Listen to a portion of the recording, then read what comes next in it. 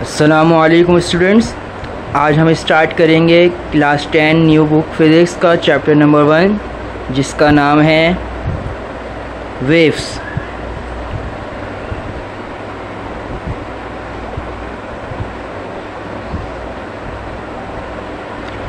Waves basically होती क्या है, इसकी डेफिनेशन क्या है। ये एक मेथड है जिससे हम एनर्जी को ट्रांसफ़र करते हैं from one place to another. Waves क्या है, एक मेथड है जिससे हम किसको ट्रांसफ़र करते हैं, एनर्जी को, from one place to another. लेकिन इसमें जो मैटर है ना वो मूव नहीं होता। आ रही है आपको बात समझ में। इसमें मेथड है किस चीज़ का, एनर्जी को ट्रांसफ़र करने का एक जगह से दूसरी जगह। तो ये क्या है, वेव्स की एक सिंपल सी डेफिनेशन। अब आ जाते हैं कि फॉर्मेशन ऑफ वेव्स। वेव बनती किस तरीके से है। जब भी किसी मीडियम के अंदर डिस्टर्बेंस होगी, क्या होगी भाई, डिस्टर्बेंस। जब भी किसी मीडियम के अंदर डिस्टर्बेंस होगी तो क्या बनेंगी, वेव्स। इसकी एग्जाम्पल हम इस तरीके से ले सकते हैं। एक रोज़मर्रा की मिसाल है कि आपके घर में एक बाल्टी होगी, उसमें आप पानी भरिए और अभी वो बिल्कुल रेस्ट में, आप क्या डालिए, उसके अंदर एक पत्थर डाल दीजिए, तो आप देखेंगे आहिस्ता आहिस्ता से क्या बनेगी, वेव बननी शुरू होगी। तो ये क्या होगा, मीडियम के अंदर डिस्टर्बेंस कर दिया आपने, तो जिसके नतीजे में क्या बनी, वेव फॉर्म हुई। तो वेव किस तरीके से बनती है, जब भी किसी मीडियम के अंदर डिस्टर्बेंस होती है तो वेव फॉर्म होती है। हमारे पास जो वेव्स की टाइप हैं वो दो तरह की हैं। फर्स्ट है हमारे पास ट्रांसवर्स वेव्स और सेकंड है हमारे पास लॉन्गिट्यूडनल वेव्स। ट्रांसफ़र वेव्स के अंदर जो वेव लेंथ की जो डायरेक्शन होती है और वाइब्रेशन की जो डायरेक्शन होती है उसमें एक परपेंडिकुलर बनता है। परपेंडिकुलर मींस 90 डिग्री का एक एंगल बनता है। जबकि लॉन्गिट्यूडनल वेव में जिस डायरेक्शन में वाइब्रेशन होती है उसी डायरेक्शन में वेव ट्रैवल करती है। तो ये क्या होती है, उससे पैरेलल होती है। और यहाँ क्या होता है, परपेंडिकुलर फॉर्म होता है, यह परपेंडिकुलर होती है।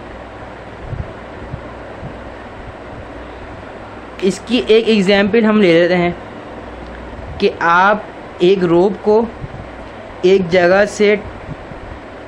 जगह बांध दीजिए। उसके बाद यहाँ पे आप खुद खड़े हो गए और आपने इस रोप को पुल किया, तो देखेंगे आप कुछ इस तरीके से जो रोप है ना, अप एंड डाउन मूव होती हुई जाएगी। तो इसमें देखें ट्रैवल कहाँ कर रही है, वेव्स इधर कर रही है, जबकि जो वाइब्रेशन हो रही है वो अप हो रही है इस तरफ, और यहाँ पे कहाँ हो रही है, डाउन हो रही है। तो देखें यहाँ पे एक अदर परपेंडिकुलर बन रहा है ना 90 डिग्री का, इस तरीके से यहाँ पे भी एक अदर परपेंडिकुलर बन रहा है। तो यही चीज़ बताना चाह रहे हैं कि ट्रांसफ़र वेव्स के अंदर परपेंडिकुलर होता है। वेव लेंथ और वाइब्रेशन की जो डायरेक्शन होती है वो परपेंडिकुलर होती है। जबकि लॉन्गिट्यूडनल वेव की आप एग्जाम्पल ले लें कि आप एक अदद स्प्रिंग लें, ये एक स्प्रिंग है हमारे पास, इसको आप क्या करें, कंप्रेस करें। तो ये कंप्रेस करने के बाद कुछ यूँ हो जाएगा। अभी ये अपनी नॉर्मल पोजीशन में मौजूद है। ये कौन सी पोजीशन है इसकी, नॉर्मल। अब आपने इसको क्या कर दिया, कंप्रेस कर दिया। अब जब आप इसको रिलीज़ करेंगे तो ये इस तरीके से कुछ नहीं होगा, अपनी जो नॉर्मल पोजीशन है उससे ज़्यादा बड़ा हो जाएगा और फिर वापसी मूव होता हुआ फिर छोटा होगा, फिर बड़ा होगा, मूव होता हुआ छोटा आएगा और फिर बड़ा होगा। तो इसमें देखें जिस डायरेक्शन में वेव ट्रैवल कर रही है उसी डायरेक्शन में स्प्रिंग की वाइब्रेशन भी मूव हो रही है। तो इसमें दोनों की डायरेक्शन क्या है, एक ही डायरेक्शन है, मीन्स पैरेलल डायरेक्शन में। जबकि यहाँ पे ऐसा नहीं था, यहाँ पे क्या था, परपेंडिकुलर बन रहा था। अब ट्रांसफ़र वेव्स के अंदर वेव्स हमारे पास कुछ इस तरीके से बनती है जैसा कि मैंने आपको बताया था। तो इसके अंदर हमारे पास, चले मैं आपको अगले पेज पे समझाता हूँ, साफ कर। ट्रांसफ़र वेव्स जो है इसके कितने पार्ट्स होते हैं ये भी हम डिस्कस कर लेते हैं। मैंने आपको बताया था ट्रांसफ़र वेव परपेंडिकुलर होती है कुछ इस तरीके से, ये फॉर्म होती है। अच्छा, ये हमारे पास वेव का एक पार्ट है, ये पूरी कंप्लीट वेव है, यहाँ तक नहीं समझिएगा, ये हाफ है, ये पूरी एक वेव है। ये जो हिस्सा है हमारे पास लाइन से ऊपर का, ये कहलाता है क्रस्ट, और ये जो हिस्सा है डाउनवर्ड, अच्छा, ये हमारे पास वेव का एक पार्ट है, ये पूरी कंप्लीट वेव है, यहाँ तक नहीं समझिएगा, ये हाफ है, ये पूरी एक वेव है।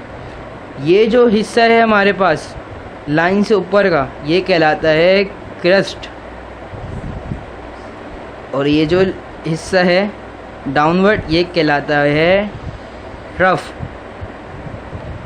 और ये जो वाइब्रेशन हुई है ना, ये जो इसने डिस्टेंस कवर किया है, ये अप, ये डाउन, ये अप, ये जो डिस्टेंस है ये कहलाता है हमारे पास एम्पलीट्यूड।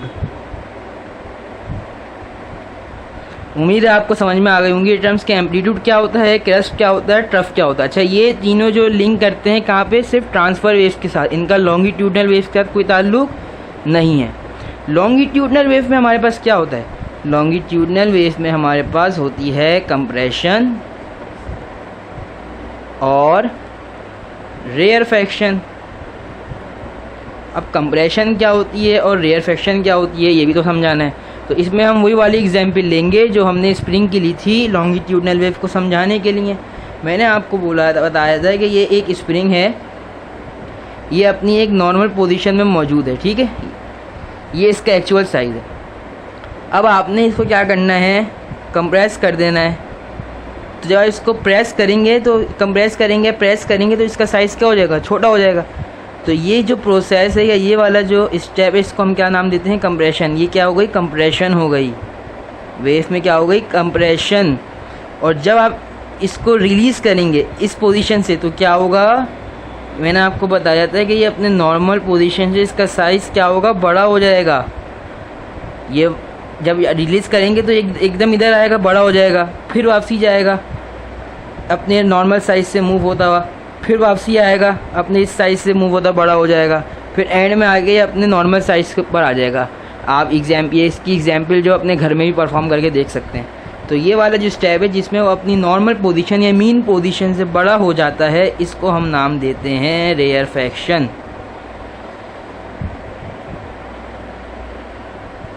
तो उम्मीद है आपको ये सारी चीज़ें समझ में आई होंगी, टर्मिनोलॉजी समझ में आई होंगी। तो अब इंशाअल्लाह नेक्स्ट लेक्चर में नेक्स्ट वीडियो के साथ आपसे मुलाकात होगी। अपना ख्याल रखिएगा। अस्सलामु अलैकुम।